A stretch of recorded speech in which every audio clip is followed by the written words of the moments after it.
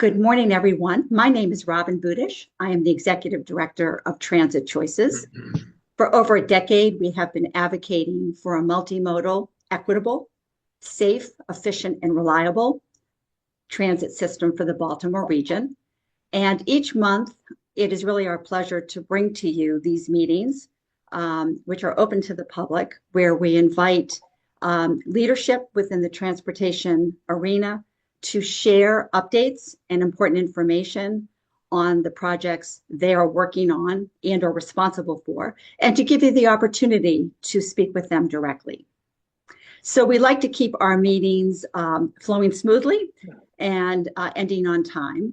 With that said, I would like to introduce our first guest speaker for this morning, Shayna Rose. Shayna is with the Baltimore City Department of Transportation, and she's going to speak with us today about advancing Vision Zero in Baltimore. Shayna, would you like to begin with a brief self-introduction, please? Happy to. Thanks so much for having me. Hi, everyone. My name is Shayna. I am a planner for the Department of Transportation for Baltimore City, and I oversee the Toward Zero program, which we are hopefully soon turning into the Vision Zero program. I've been with the department for about almost 4 years now, and I've been involved with a number of initiatives, but this is kind of my main thing now. Um, can I start the presentation? Yes, please. Okay, awesome. All right, so I'm here today to talk about the state of traffic safety in Baltimore and what we are doing about it, um, including our forthcoming transition from Toward Zero to Vision Zero. All right, so just very briefly, we're going to go over the agenda. So first, I'm going to talk about the state of traffic safety in Baltimore and how we're doing as a city. Then we're going to talk about how the Toward Zero initiative, which is our current initiative, is addressing traffic safety. Then we're going to talk about how the newly established Vision Zero program will meet our challenges. And finally, there will be some time at the end for questions. Okay, let's get into it.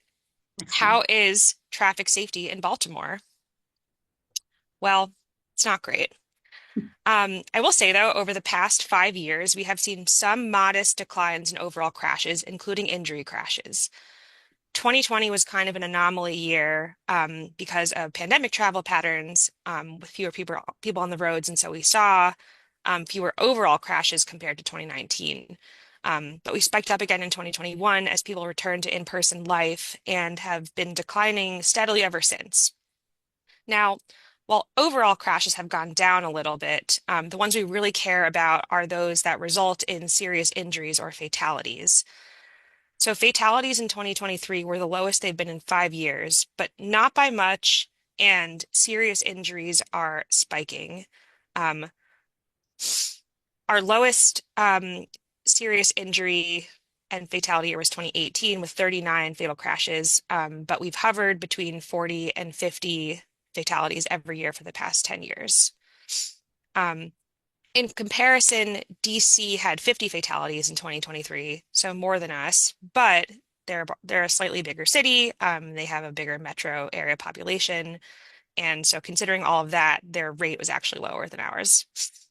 Um, Also, for comparison, fatal crashes through the state have increased by about 16% since 2019, whereas we have decreased 4%. Um, but state serious injury crashes have decreased 4%, while our serious injury crashes have gone up 11%. What about pedestrians? Well, again, we've improved a little bit since 2019, but after the initial drop of 2020, we've Good been morning. climbing Good back up morning. again. Hello. And actually, our pedestrian and bicycle fatalities are increasing each year. And 2023 was the first year that our total non-motorist fatalities actually exceeded motorist fatalities. When we look at where these serious incidences are occurring, patterns emerge. So this is a map of all of these serious injury and fatal crashes from 2019 to 2023. We can pretty clearly see North Ave, particularly in the area around the metro station, West North Ave. but also in the area around like Harford Road. Yeah. We also see Pennsylvania Ave, Edmondson, um, Franklin and Mulberry, Orleans, and other just east-west roads adjacent to Orleans as well. Then Bel Air and Gay Street is a big one. Reisterstown Park Heights area in general. Monroe and Fulton, Hilton Parkway and Caton Ave, and pretty much all of downtown. Now, we use this map to influence project selection for major streetscape projects at DOT, red light camera locations, and it forms the basis for all the work of the Toward Zero initiative. So I've gone over the basic idea behind Toward Zero, but what does the program actually entail? So here's just like a little timeline of what we've done, where we've been. So the Toward Zero initiative was founded in 2018 under then Mayor Pugh. Initially, it was mainly a communications campaign aimed at influencing driver behavior. But as it turns out, education is not really an effective safety strategy by itself. And so we've turned the initiative into a small infrastructure program. We strategized the locations for infrastructure using crash data, which we first did through our high injury crash report back in 2021. Where we identified top 10 lists for highest crash intersections and roadway segments. We used this report to strategize improvements at 4 locations, 2 of which have been implemented so far. In 2022, we also wrote a strategic highway safety plan, which made us eligible for significant state safety funding called the Highway Safety Improvement Plan or Program. For the past 3 years, we've gotten a bunch of funding from the HSIP to improve pedestrian crossings at high crash intersections that overlap with trails or other major pedestrian pathways. Now, you may be wondering, what is a safety treatment? What is the best thing to do to improve safety? What does our program really focus on? And, well, you guessed it, it's complete streets. This means installing infrastructure that deprioritizes throughput for personal vehicles, but instead prioritizes safety, access, and comfort for all modes of travel. For example, pretty much everywhere we've installed protected bike lanes, which is what I've represented here, we have seen some level of crash reduction ranging from minor to major. According to national studies, protected bike lanes rank as one of the best treatments you can do to a road for safety, with estimates of crash reductions by about half overall. This is because you're condensing vehicle traffic into fewer and narrower lanes, which slows down cars by physically and psychologically constraining the space for drivers to move. Safe cycling infrastructure has also shown to increase the amount of cyclists on the road, which forces drivers to be more conscientious. There was a study that came out in 2019 that looked at 13 years of data in 12 cities, but found that roadway fatalities were inversely correlated with increases in high quality bike infrastructure and the associated increases in bicycle commuters. Now, a protected bike lane is not going to be an appropriate treatment in every context, and there are lots of other complete streets interventions that have really good outcomes as well, such as road dieting through other means and expanding pedestrian infrastructure, daylighting, curb extensions, centerline hardening, chicanes, slow turning wedges, roundabouts, just a few of the important tools in the toolkit for reducing injury and fatal crashes. Now, these days in the Toward Zero program, we operate a little bit differently than what we did back in the days of the high crash injury reduction report. Our basic philosophy is that transportation is dynamic. If you're driving fast through one intersection, you're probably also driving fast through the next several. So rather than looking at intersections and roadway segments in isolation, we look at larger areas experiencing systemic traffic safety issues. The Toward Zero traffic safety improvements and the neighborhood traffic calming CIP funds are used to do interventions on major roads with supporting neighborhood traffic calming, again, creating those systemic solutions. Using crash data, we identify high injury segments on both major and minor roads, and then we look for areas that have clusters of segments, and those are the neighborhoods that we select for systemic improvements. So this year, we've identified a cluster of neighborhoods in the east and a cluster of neighborhoods in the west that seem to have pretty bad, serious injury outcomes. And those neighborhoods are Elwood Park, McElderry Park, Milton Monfort, Madison East End in the east, and then in the west, Union Square, Boyd Booth, Carrollton Ridge, and Mount Clair. So as you can see on our map, these are neighborhoods that show up pretty bright on our serious crash heat map. So the heat map, the blue shows where serious crashes have occurred, and then the red segments are where we've identified are the high crash injury segments to actually be. So we are targeting improvements on both the major, the thick high injury segments, as well as the minor neighborhood segments, and we're working with the neighborhoods to identify both locations in addition to these segments as well as solutions. At this point in our Toward Zero project lifestyle, we are meeting with the neighborhoods to go over their existing conditions and prioritize locations for improvements. Back in the fall, we did safety walks in each of the neighborhoods with community members to observe the locations that popped up in our data, but then also get a sense of other safety concerns that weren't showing up in the data. Later this year, we will go back to communities to present alternative concepts for their prioritized locations. We'll do community meetings, pop-ups, and canvassing to ensure that a wide swath of neighbors get to review the concept ideas and provide their input. And then we will finalize the concepts and create engineering drawings probably around the end of this year. And our goal will be to construct next year. So all in all, we are aiming for the Toward Zero Quick Build program to be a 2-year to construct program. So year 1 planning and then year 2 construction. Now, if 2 years sounds slow to you, it's actually not. For DOT, that's very fast. But when you're a community that is under constant threat of traffic violence, is this fast enough? So some of the challenges of the Toward Zero program are as follows, but one of the things that I didn't write on this slide is that in the Toward Zero program, we don't have a formally adopted way of getting essential safety projects in the ground as soon as we know they are needed. Despite being quick build projects, the Toward Zero projects follow the project development requirements of all other DOT projects, which can mean that they have a long timeline. That long timeline can mean that more people get injured or killed while we are in project development. There is a need for the Toward Zero projects to be nimbler, allowing for rapid implementation of the strongest safety solutions as a pilot, with the bulk of analysis and engagement afterwards rather than before, allowing for project iteration. Other challenges of our program include capacity. For such a hefty goal of eliminating traffic fatalities, we are a pretty small program with a staff of about half or 3/4 of my time and a modest budget.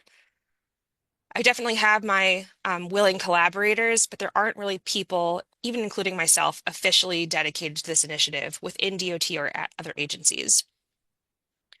Our only way of determining and evaluating target locations is through crash data.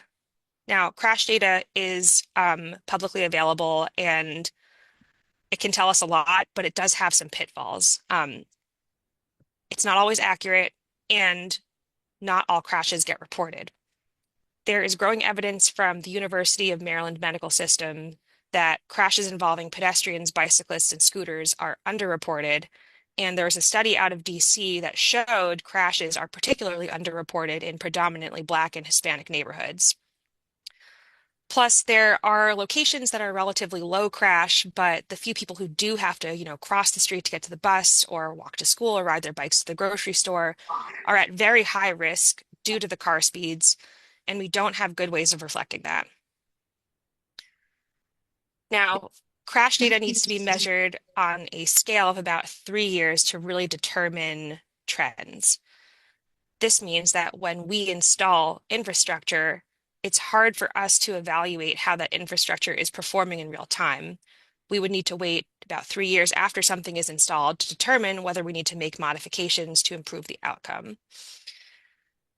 And finally, there is poor understanding in the public around what actually improves safety. Now, we know based on our own analysis in the city as well as national analysis that complete streets treatments work, but they are not always accepted in communities for various reasons, including aesthetic reasons and biases based on misinformation. And all of those things can make them harder to implement. And these are the constant challenges that weigh on my mind. And so when an opportunity arose to go to the drawing board and devise a plan that could accelerate our program goals, we jumped at the chance.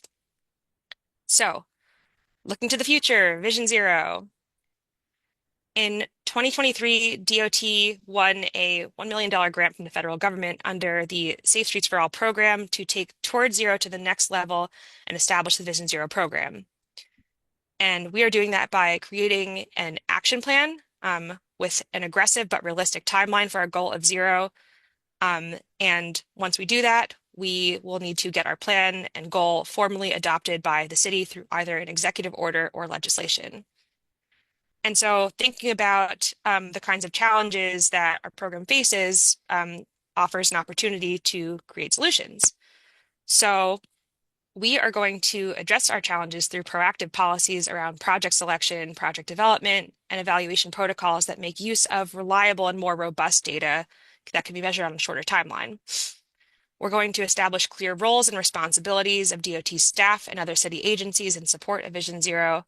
And we're going to devise a communications campaign that isn't punitive, but spreads awareness and builds support for what is proven to work. All of that is to say that our action plan is rooted in the safe systems approach, which means that the interaction between a variety of separate components decides whether someone survives a crash. Our action plan will focus on these components that the city can influence, which to some extent is safer people, safer roads, and safer speeds. And the majority of our action plan will focus on these three components, but we'll also have a policy section that includes elements for post-crash care and safer vehicles. The first section of our plan will be about infrastructure, since this is the most important piece of the safe systems approach.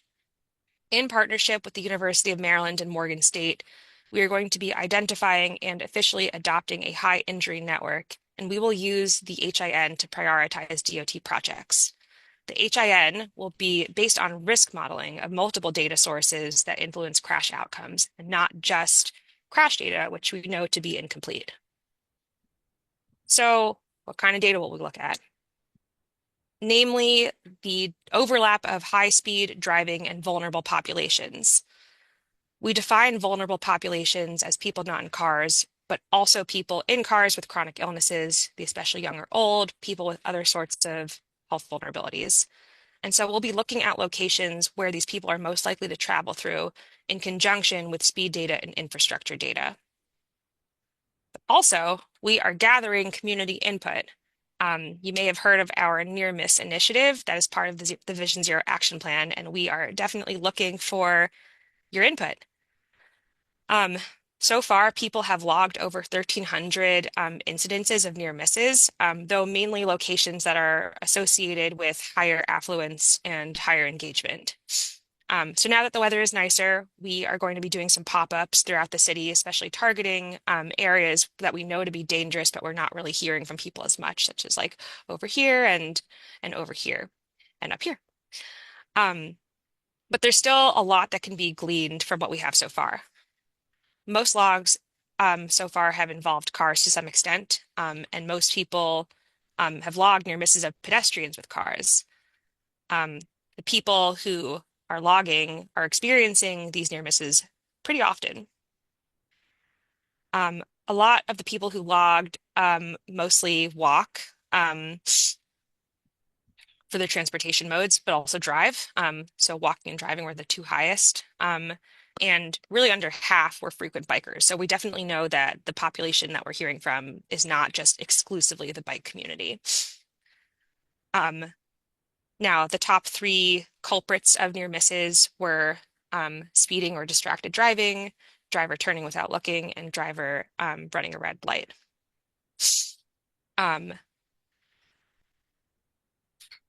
And interestingly, one of the questions that we ask is, does this location prevent you from using various travel modes? And we are seeing that people are hesitant to walk and bike in the locations that they are logging, which might indicate that they would otherwise do those things if it were safer.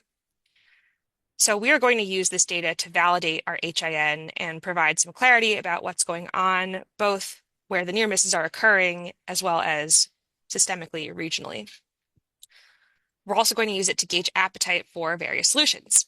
So we definitely want lots more people to log, especially in areas that we're not hearing from, and we will keep the near miss map open at least until we publish our draft HIN, but maybe longer than that.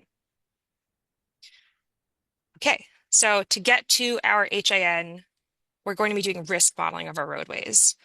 So this will entail coming up with relationships between speed, infrastructure, vulnerable populations, and serious injury outcomes. These relationships will be based on a combination of what other studies have discovered, as well as developing our own models and equations. And we'll be able to test them on roads and intersections that we know have really bad outcomes, such as West North Ave and Edmonton Ave and Bel Air Road. So ultimately, the outcome of this academic exercise, shall we say, will be a high injury network. And we will rank that high injury network in terms of likelihood of frequent severe injury outcomes, but also we're going to be doing health impact assessments of our HIN. We're doing this in partnership with Johns Hopkins to strategize which roads on our HIN have the most opportunity to improve health outcomes with complete streets interventions. This will pertain to, yes, reducing injury and death, but also reducing the environmental and societal impacts of high-speed roads on vulnerable populations. So ultimately, our goal will be to have a prioritized list of projects that we can do to prevent death and injury and improve lives. The second section of our plan will be the communication strategy. From what we understand from case studies nationally, driving behavior is influenced mostly by the characteristics of roadway infrastructure and surrounding land use. These are things that psychologically send drivers subconscious messages of how fast they're supposed to go in the context of their surroundings. So our goal is to create surroundings that send a different message. That's an infrastructure goal. The communication strategy we will take will be to foster a public that understands how changing our surroundings can improve safety and health outcomes. We are trying to better inform the public to create more support and appetite for the infrastructure that we know saves lives.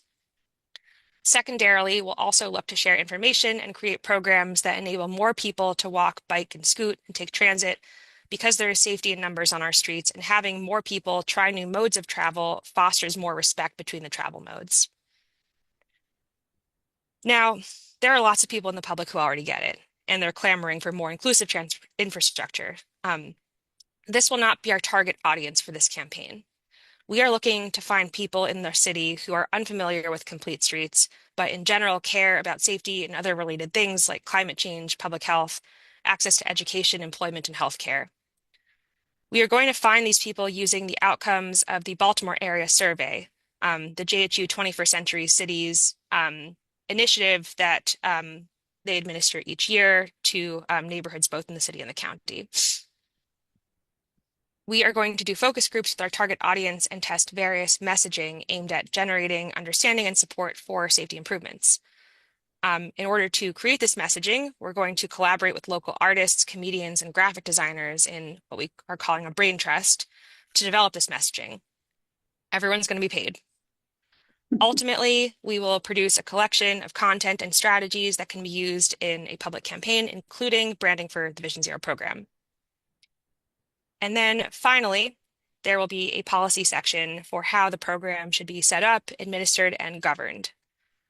We are going to develop this section by researching what is working in other cities and then conducting interviews with staff to determine where we have opportunity to better collaborate and create standardized operating procedures that can incorporate our HIN and messaging strategies. This is also the section where we can look at additional opportunities for other agencies to contribute towards the Vision Zero goal. So for example, perhaps the health department can do stop the bleed trainings in areas on the HIN so that if people are hit, they have a better chance of survival. Perhaps there's opportunity to mitigate the serious crash risk of city employees through the purchase of different fleet vehicles or expanding multimodal options in our fleet, or even incentivizing non-automotive travel to work. So everything is going to be explored. And just here's where we are in our timeline. So we kicked off this project back in the summer, and currently we are working on the risk modeling of our HIN. We also, as you know, we launched our near miss map, and we are working on, analyzing that and collecting information. We also are just about to kick off our communication strategy, which will entail recruiting for the focus group and the brain trust.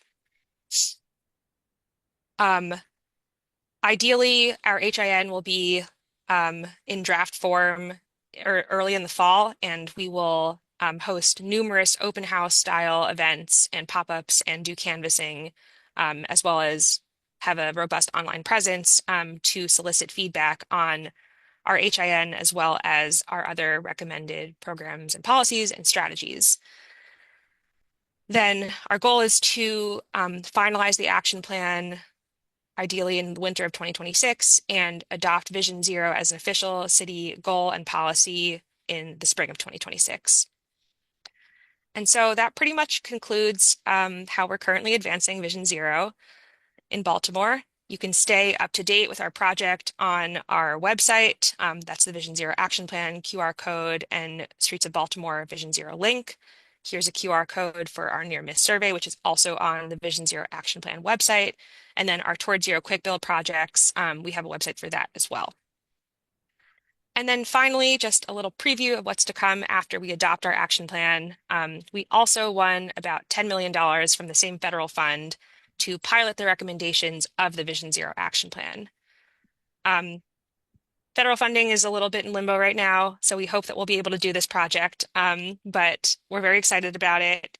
We will be implementing quick build projects on the HIN, doing a complete streets communications campaign using what we develop in the action plan, and then also launching a Ciclovia program on the Greenway network. Okay, thank you very much. And I know we don't really have that much time left, but I'm happy to take some questions if you have them. Thanks so much, Shayna. Would we be able to go back to full screen so I may see the gallery, please? Yes. For those of you that would like to speak with Shayna directly, you may either put a comment or question in the chat, or you may raise your hand. I'd like to kick off the Q&A with John Lariat. Hi, I'm sorry. I can never find the raise hand button, so I apologize. Shayna, thank you for a very good presentation. I want to ask you about one fundamental predicate, which I think there's still some ambiguity about. Well, there's some perceived ambiguity about. Can you just tell the group what is the legal impact of the Complete Streets Law? What does it mean to have a Complete Streets Law in the city? And how does it define what we can and can't do? How does DOT do its work with regard to the Complete Streets Law? And how do other city agencies do their work with regard to the Complete Streets Law? Yeah, so for everyone's awareness, we adopted a Complete Streets Ordinance in 2018, which means that every single project that DOT does needs to adhere to Complete Streets principles, which prioritizes pedestrians at the forefront, then bicyclists and transit riders are actually even, and throughput of cars last. So all DOT projects need to be adhering to this standard. Now, of course, in practice, this is not always perfectly the case. We are still kind of transitioning our DOT to more closely adhere to this, and the Vision Zero Action Plan will help us do that by identifying and prioritizing the locations and projects that are the most important to transition to Complete Streets projects.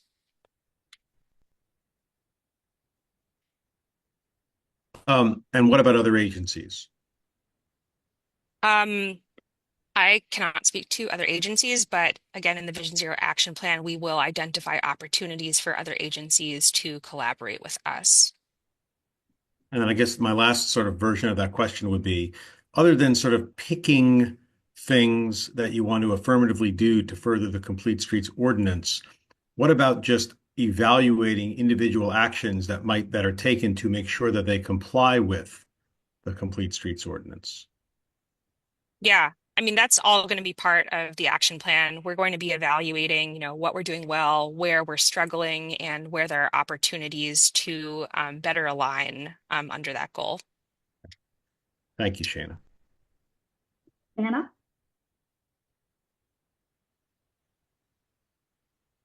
Hi, yes, thank you, Shayna. I have a question about traffic enforcement. Klaus had asked this in the chat. From as someone who is often a pedestrian, I witness a lot of crazy driving, and it seems like, I mean, people feel like they can do this because they know nobody's going to enforce the traffic laws. I mean, the speeding, the red light running, the stop sign running. I mean, it's really kind of out of hand. I mean, is the police department or something like, can we do red light cameras, speed camera? I know people hate these things, but they seem to work. Yeah. Is that part of the plan? They definitely work. So we are currently strategizing where red light cameras should go based on our serious injury map. And in general, there will be a section in the plan for enforcement. Of course, we need our police department to come to the table with us and be good partners in enforcing traffic laws where we know that there are really bad outcomes. And so we will do our best to work with them, but they have capacity issues too. Okay, thank you. Melanie?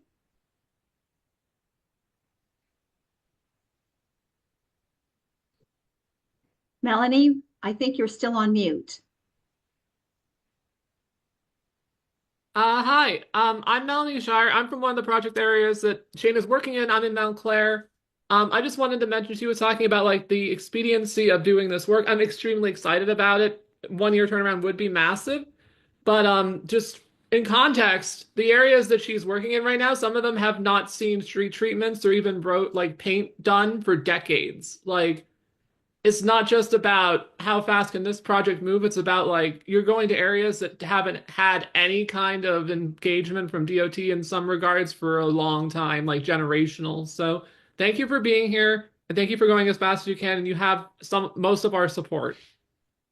Thank you.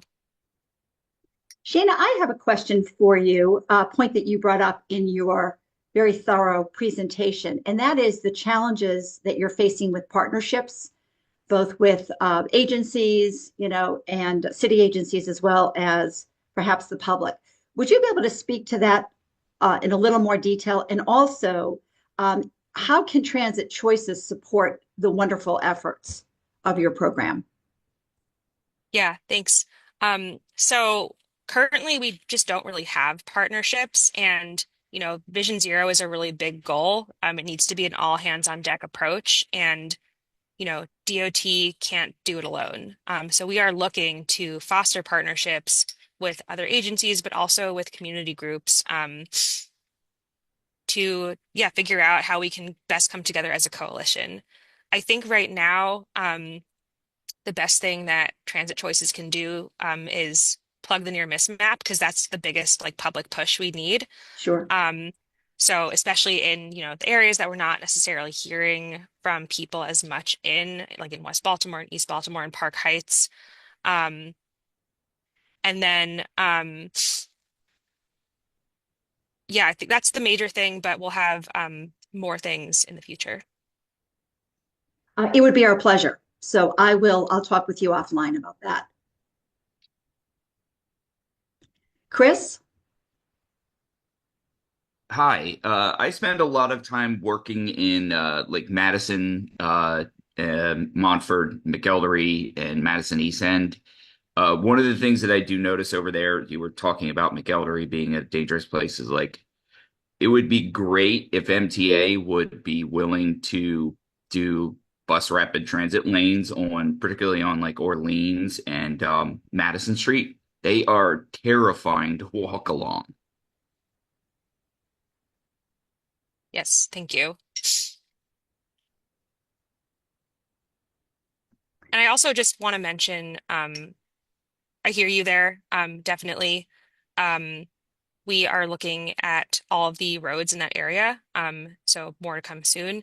But just on the partnership component, while we are going to be recording, official channels and means that we can have better partnerships in our Vision Zero action plan, we are actively working on fostering better partnerships right now with other city agencies. For instance, we are working on a more official coordination with Rec and Parks to create safer pedestrian infrastructure around park facilities, particularly ones that are being renovated or coming online newly in the near future.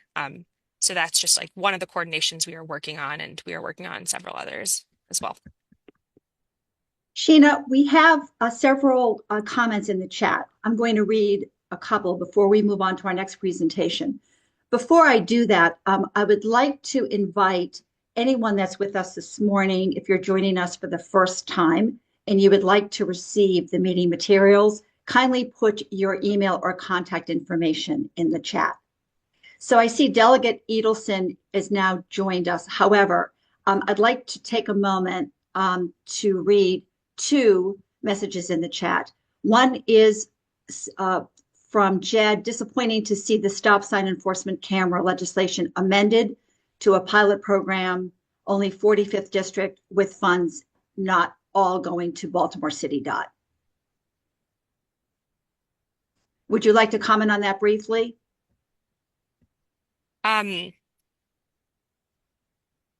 Robin, I can comment. I mean, that's not a DOT thing. It's not like DOT requested that. That's just our delegation narrowed that. So if people are disappointed that the program has been narrowed to not be maybe in their district where they live and have stop signs that are being run, they should contact their legislator. Thank you. Thanks, Jed, for clarifying. The last comment that we'll have time for today is from Klaus: enforcement in person is key and more effective than automation. In the long run, your elaborate data collection should support state and federal legislation about vehicle design and geo fencing used to throttle speeds similar as it is already done for scooters. Yeah, thank you. We definitely hope to use all the information that we collect over the Vision Zero action plan to support other efforts and legislation that can further support our Vision Zero goal. Well, thank you so much, Shayna. I know we could probably speak for the entire hour on this program, but I will follow up with you directly following the meeting. We appreciate your time, and we also appreciate your excellent presentation. So thank you. Thanks so much, all. It is now my pleasure to introduce our second guest speaker, Delegate Mark Edelson. He is also the vice chair of the Transportation and Environment Subcommittee.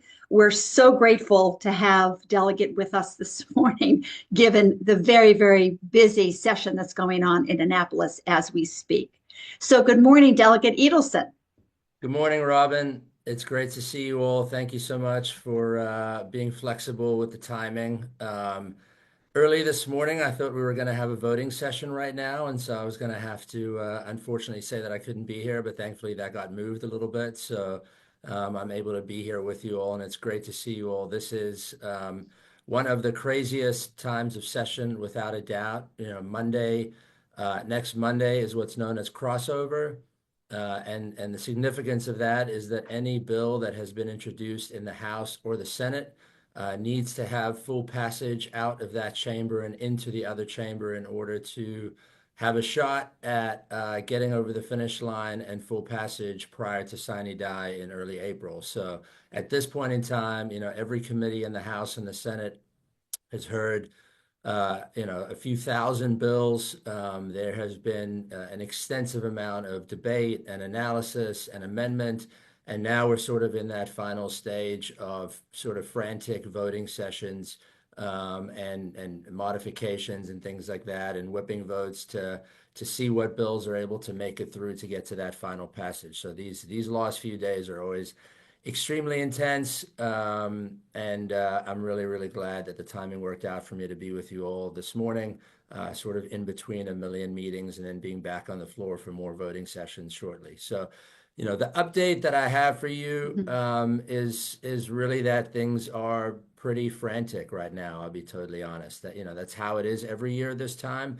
But this year with the challenges that we have in our state budget, and the implications of the actions being taken in Washington, D.C., are putting an incredible strain on our system. There's just no way around that. And so, everything that we are doing right now is really trying to balance those things and set Maryland up for the most possible success that we could have going forward. And obviously, for all of us in this meeting, that means how are we planning our transportation system, right? How are we spending our precious taxpayer dollars on the things that are going to get us the most bang for the buck? And so really, the two aspects of that, one is the policy side of it, and the actual pieces of legislation we passed that move the needle forward and help our friends at Baltimore City DOT to get the resources that they need to move the system in the city forward.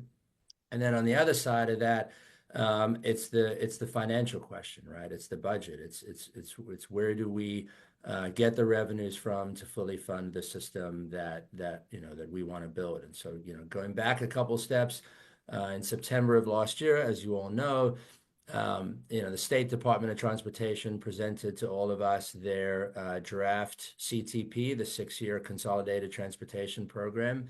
And it was candidly quite disappointing, right? There was $672 million in cuts at the hands of MTA alone. There was risk that there were going to be further cuts to highway user revenue, which is so important to Baltimore City, that there were going to be potential operational cuts. And over the following few months, through our collective advocacy, we were able to really turn that tide and have them introduce a final CTP as part of the governor's budget coming into the session that restored the overwhelming majority of those cuts and is putting us in a position to build out the entire light rail modernization and overhaul program, and to have new escalators in our metro stations, and all the things that we know that are in the proposed final CTP that are so important.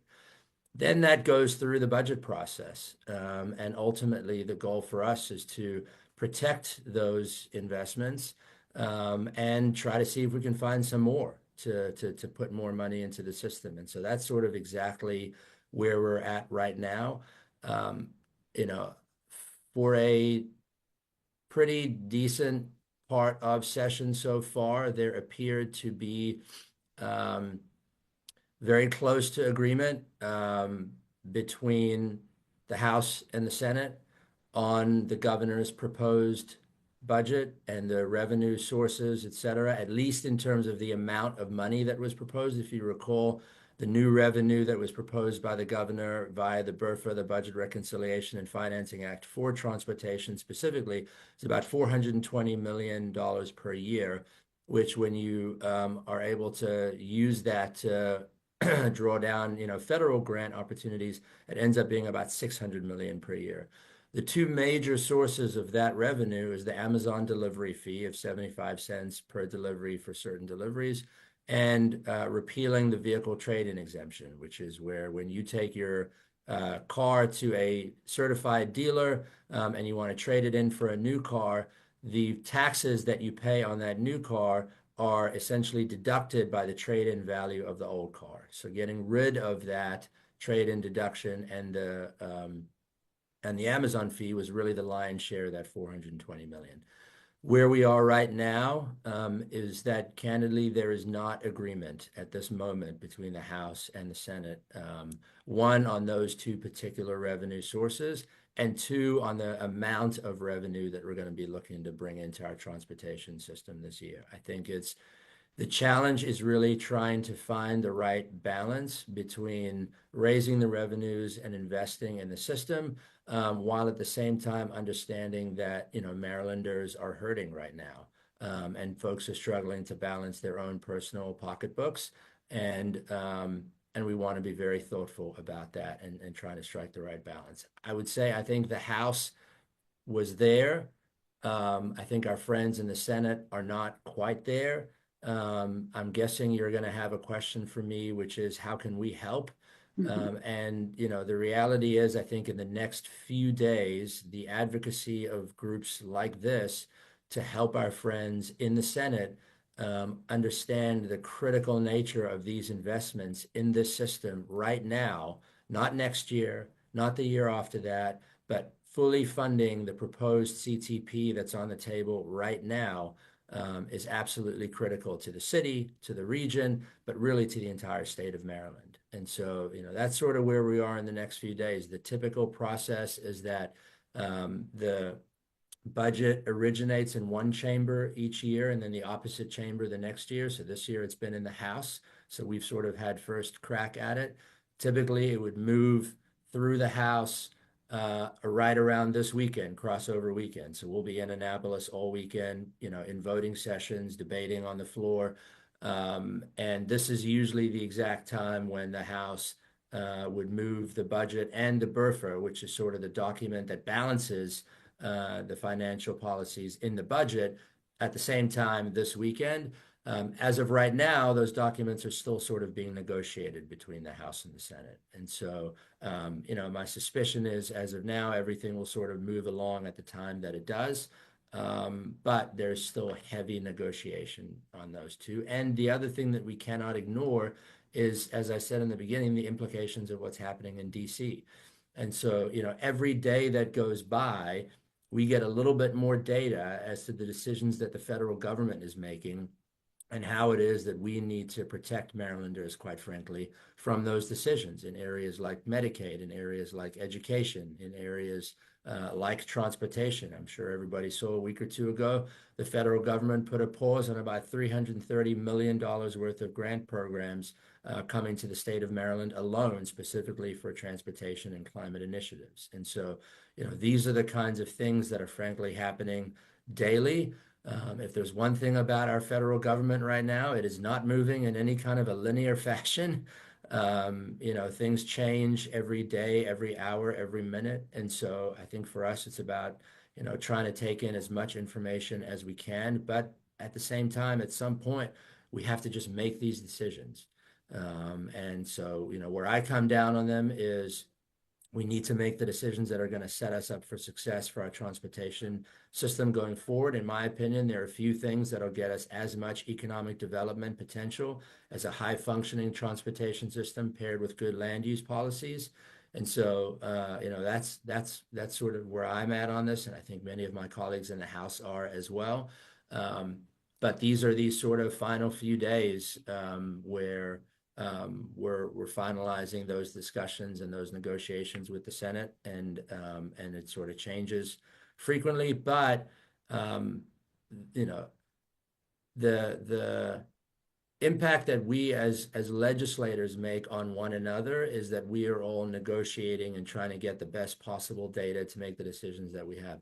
The impact that you all have is the ability to be incredibly persuasive in the advocacy that you have to convince those of us in these final few days and moments about the decisions that we make about the right way to move forward. So again, I would just implore all of you to think about how you can organize and sort of raise the energy levels, for our friends in the Senate in a respectful way, but in a way that helps them to understand just how many people are impacted by these decisions that we're making. And frankly, to help us in the House get a little bit more of the juice that we need to get everybody over the finish line in these final negotiations. So that's where we are in terms of the pure policy piece. There have been a lot of bills moved in the House and the Senate. There are a lot that are also sort of tied up directly into the budget. One big one that I know you're all very focused on, that's my most important piece of legislation this year, that's HB 84, the Transportation and Climate Alignment Act.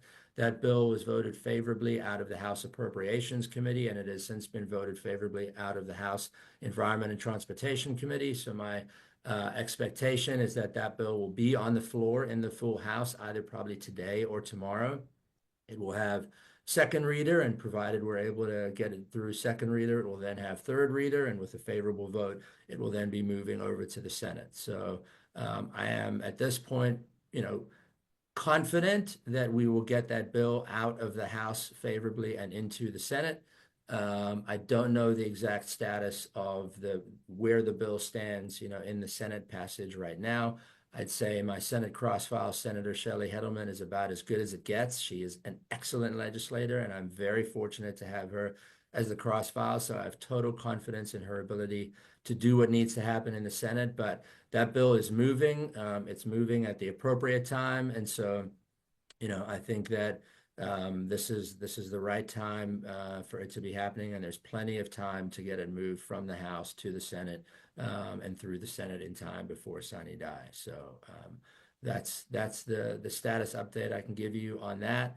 A lot of the other transportation related bills that I have, the LOTS funding bill that would tie our LOTS locally operated transit system programs to the consumer price index, that if inflation rises, the contribution that we make goes to that rises, sort of tied up in the budget negotiations. The bill that I have, which is sort of TSIA 2.0, which is the Transit Safety and Investment Act that so many of you helped to pass in 2018. What this bill would do is sort of continue things on when that bill sunsets in 2028. What this bill would do is then continue that progress of mandating a certain level of investment in MTA state of good repair, and it ties that investment to our new capital needs inventory numbers. And so it bumps up that investment from $450 million or so per year to $550 million per year. That bill, frankly, is also sort of tied up in the budget negotiations. So it's sort of a whole package of things that will ideally all move together at the same time when we have this agreement that we're hoping to reach. So that's sort of the update that I can give you right now. Klaus, I see your question about the TOD bill.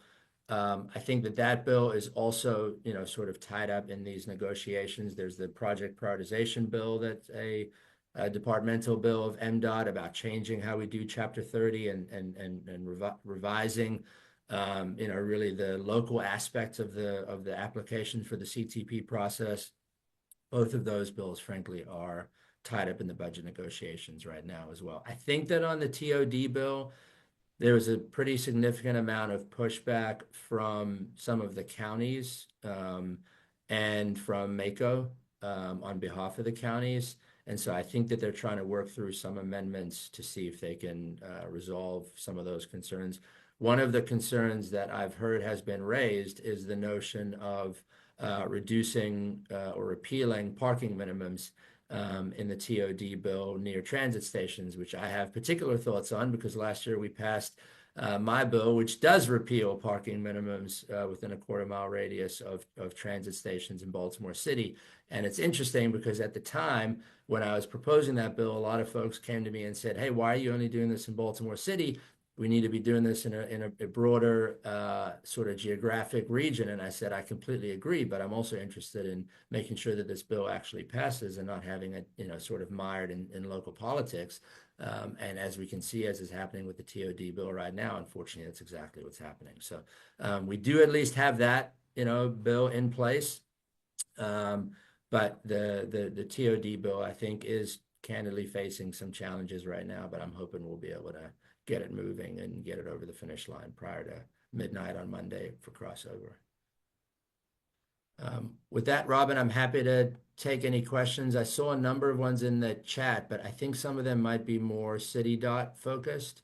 So I don't want to necessarily jump in on those, but happy to take any questions, comments, ideas that people have. Thank you. I will facilitate that on your behalf. I'd like to start by sincerely thanking you and acknowledging you. We know how hard you're working. We know how dedicated you are to move the transportation agenda forward this session. And Transit Choices certainly fully supports your efforts. We have testified several times in support of the governor's proposed budget. I also want to mention that next Thursday, March 20th, the Move Maryland Coalition, of which Transit Choices is a proud member, is going to be conducting a lobby day to sort of, spend the entire day speaking with legislators. So we will continue to do whatever we can do to advocate, and support the governor's proposed budget. Because as we all know, we're very grateful for the proposed $420 million that the governor wants to commit, but we certainly need to go, far and above that. So I'd like to, Anna, are you still with us? I believe you had your hand up. That was supposed to be, I was clapping for repealing the parking. It looked like a hand raised. I was not. Thanks. Well, thank you for that. And Jed? Thank you, Delegate, for all of your fighting for us. I really appreciate it. Could you give us a sense of like what the level of opposition to these revenue packages is that your office is hearing? I've sort of had other legislators imply the phones are ringing off the hook and no one cares about transit. And I don't believe that to be the case in talking with, some other elected officials who are more supportive of transit. And I'm just wondering, what you're hearing actually like in your office from your constituents.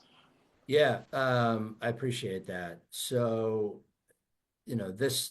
I don't have a tremendous amount of context because this is obviously only my third session, but I can tell you that this has been by far the most challenging. And it is the case that we are absolutely bombarded with an onslaught of emails and outreach and phone calls every day. That being said, they're sort of all over the map, right? Like I got a ton of emails, I think yesterday and the day before, from Bike More folks saying, please support this legislation, one of which was mine, and fully fund our transportation system. So that's wonderful. I would say the two categories that we get the most outreach in right now is either, please don't cut X program or please don't raise X revenue. And that has been very intense this session. The challenge with those two things is that in many ways they're diametrically opposed. It is impossible, based on our constitutional requirement to pass a balanced budget, to both not cut any program and not raise any revenues. So that's really the challenge that we're facing right now. As certain things sort of come up and bubble up, that onslaught heightens. For example, with the business-to-business services tax proposal that was introduced a few days ago and had its hearing in Ways and Means yesterday, I'd say probably for the last 48 hours, the overwhelming majority of phone calls and emails and text messages that I have received have been about that. So, I think that kind of sort of extensive outreach is probably partially what is giving our friends in the Senate some heartburn and some unease right now. I'll say the 75-cent delivery fee proposal has been similar to that. I have received a tremendous amount of outreach on that. I personally, I'm just going to say in this meeting, would be okay voting for it. Because it excludes things like groceries and medical supplies. To me, it's one of those things where these vehicles, based on our society's use of things like Amazon, are absolutely destroying our roads. Many of them are low and zero emission vehicles, which is great, but it means they're not contributing to our gas taxes. And so they're really just destroying our roads without contributing to the maintenance and upkeep of our roads. And so to me, that's a basic fairness thing that we have to do. But I can tell you that we received a tremendous amount of outreach on that. But there's also been a ton of advocacy from groups like this saying, hey, this is why these priorities are so important. I saw that Baltimore Banner article this morning that showed for the first time in 9 years, Baltimore has not had population decline, right? That is a big deal. Granted, the amount of increase isn't huge, but to me, that's not what's important. What's important to me is this is the beginning of a trend that is showing population increase. And so that is the perfect time for us to be investing in things like bike and pedestrian access, and to be moving better land use policies, and to be investing in our transit system and the light rail and the metro, and expanding to build things like the Red Line, because that's where that economic growth and population growth will come from and be sustained by. And so, that's where I land on this. But I have these conversations with my colleagues all day, every day, and everybody has a sort of different worldview. And that's why the sort of positive advocacy for these kinds of things is so important. But the short answer to your question, Jed, is yes. It really has been an onslaught this session, but some of that has been a very positive onslaught. And a lot of it has been folks who deeply care about transit and want to see us enact these priorities and have very good, cogent arguments for why these things matter on so many different levels. And that helps. Thank you, and thank you again for fighting for us. Of course. Yeah, I mean, look, this is a team sport. So I appreciate the gratitude to me, but there's a whole host of colleagues of mine down here who are fighting just as hard as I am. And frankly, without you guys, this team would be severely hindered. One last question, Delegate, and that is from the legislators that are opposed, for example, to the 75-cent delivery fee. Are they coming up with any alternatives? That's an excellent question. And is it too late? No, I mean, look, at the end of the day, it is not too late. I would say every day I have conversations with my colleagues about alternative strategies and sources. At the end of the day, there are only so many things that can raise a few $100 million or $1 billion a year. I think that was sort of the part of the thinking behind the business-to-business services tax, which is that, we don't do a tremendous amount of manufacturing right now in Maryland. I think for most East Coast and West Coast states, the majority of your economy is professional services.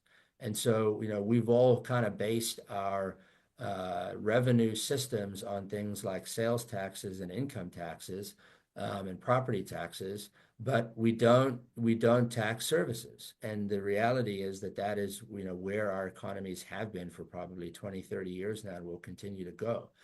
And so if you're looking for significant sources of revenue, and ones that we haven't really, focused on, that is going to be one of them. The other option is to do something like raise the sales tax a penny, which is also extremely unpopular and regressive. I know Klaus often advocates, and I agree with him, on considering, raising the gas tax a little bit. Raising it to 50 cents would get us another couple $100 million a year, but I think that would have some political headwinds right now, but that's certainly something that is being considered and on the table. And so there are a lot of proposals that are in the mix. There are only so many that can get you to that number that we need to get to. I mean, when we came into session, the gap that we had to close is about 3 million. As a result of the steps taken by the federal government, we were informed by the Board of Revenue Estimates last week that gap has grown about another 280 to 300 million. The expectation is that gap will continue to grow. And so, at this point in time, we have about 2 billion in proposed cuts. We are currently sort of looking at finalizing about another 500 million in proposed cuts to try to close that gap.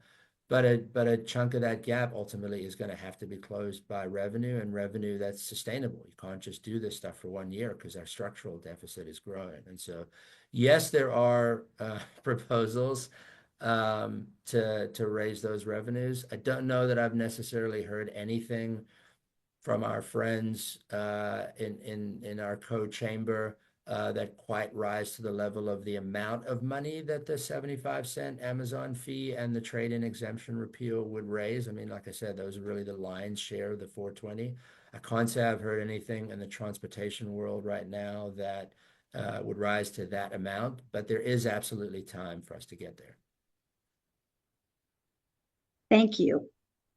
I'd like to invite Jimmy Rouse, the Transit Choices co-founder, to provide the closing remarks for today's meeting. Jimmy? Well, I can't thank you enough, Mark, for the work you're doing. And I know how hard and stressful it must be. And it's great to have you on this presentation just so people realize how a democracy really works and how difficult it is to make changes and get to the goals that we're trying to get to. And I just can't thank you enough. And Shayna, your presentation was so thorough and wonderful. The work that goes into that thinking is just impressive to me. And I don't think people appreciate how the people in government work so hard to accomplish the things they do accomplish. And right now we're seeing on the federal level a tremendous tearing down of government, which is not my experience of government at all. I'm always impressed by the work people do and how dedicated they are. So I want to thank all of you who attend these meetings because it's your attendance that actually helps us promote the agenda for better transit. And it's just so important to have you all here. And I'm glad these sessions prove so interesting to you. And we will keep providing you with interesting presentations if you keep showing up. So thank you.